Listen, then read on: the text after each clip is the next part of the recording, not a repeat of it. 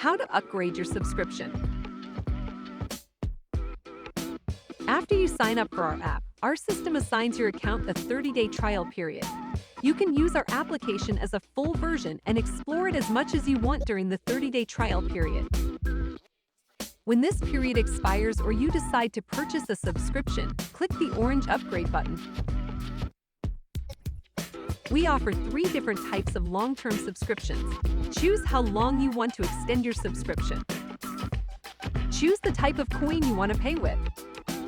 Check and confirm that the payment type and amount are correct. After you approve, our system will process your request, and when you click OK, you will be directed to the payment page. This page contains the address as well as the amount you must pay. You must finish the payment within 5 minutes. If you do not finish the transaction within 5 minutes, the text will be changed to rejected. To make a payment, you must submit a payment request again.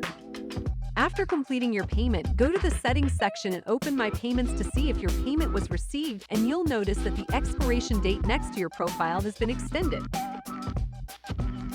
If you have any questions, you can always find us in the support section.